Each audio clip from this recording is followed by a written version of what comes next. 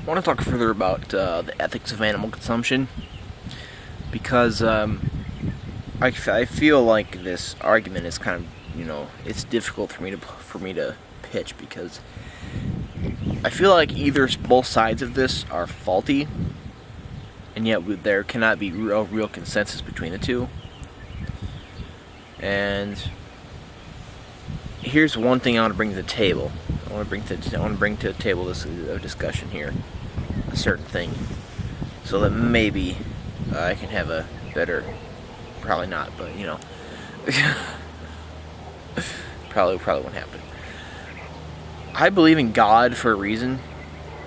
I don't believe in it just because my parents told me it. I don't believe it just because I read the Bible. I don't believe in God just because, there's some certain historical things that point to that. I don't believe in it for anything except for I've been touched, I guess. I guess that you can tell somebody, anything you want.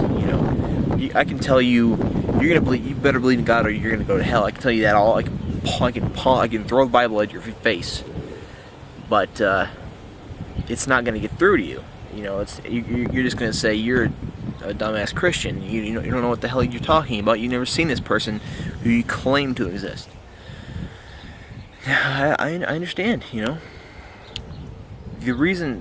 main reason that I believe in God is because I've had interaction and I've been touched by Him through bad things that have gone on in my life, which because here's the thing, if anybody has bad things going on in their life at all, you're gonna be brought down on your knees and you're gonna pray even though you might not know what you're praying to. So, which I think that's a good thing to think about because I've prayed a lot in my life. I've prayed a lot of things, because I've had some problems. I've had some financial issues, and I've been very worried about them.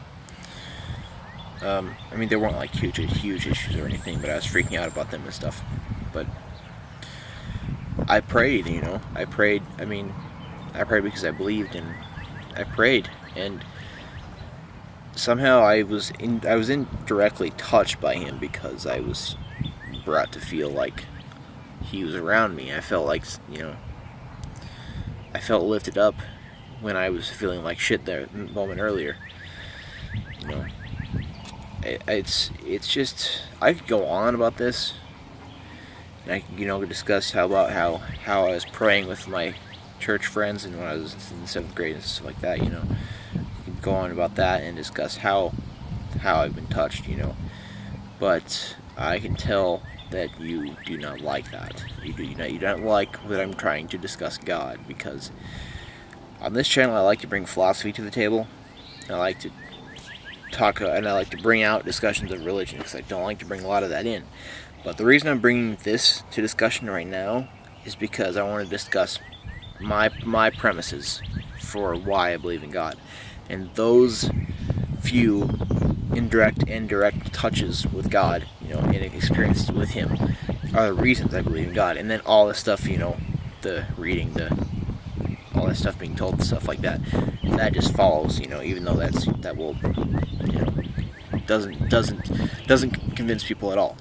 The reason I bring this to the table because I want to bring to the table the thought of the divine command. This is a ethical discussion about how we can be commanded to do things because of the superior being that's in the world. Now, if you are a Christian and if you believe that all this world here, all of this just came here by accident, or do you believe, I don't know, if you're a Christian, you should believe that God made all of this. He brought it, He has it. He created every little bit of it. You should believe that. And you should also believe that animals are put here for a reason also. Animals are, if you're a Christian, you should understand that animals were put here for our consumption. If you're not a Christian, you won't understand this, and if you want to hear me out, you can, but I'm probably going to piss you off anyway, so I probably have pissed you off already. But the animals were put here for us to eat. The plants were also put here for us to eat. We cannot have, we would not, the cows, the pigs, all of this stuff, all of the animals were put here for us to eat. And we are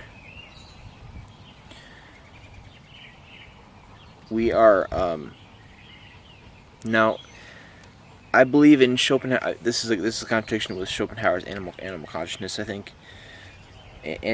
Schopenhauer's animal consciousness brings everything together because of the line between moral agents and animals being bled. Now, this, I think, goes to show that the humans are superior, and the only real, true leaders, and, we are the best being in the whole entire universe. And these inferior beings were put here for us. They were put here for sustenance. They were put here for us to eat.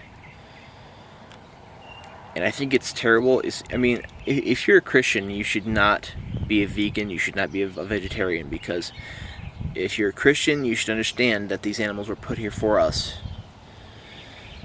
And yeah, and I think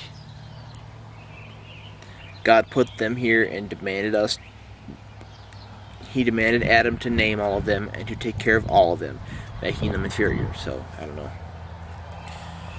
That's one thing to consider also. Now, I agree with everything I just said, and I don't know. I'm kind of worried about your... I'm worried I'm gonna get a lot of haters for this. I don't know. That's just one thing to think about. I think that the very bottom of this argument of eating meat and not eating meat has to do with if you're a Christian or not. If you're a Christian, you should be eating meat because it was put here for us. If you're not a Christian, I can see why you are a vegan. But I think it needs to be understood in other certain ways why one should be eating meat.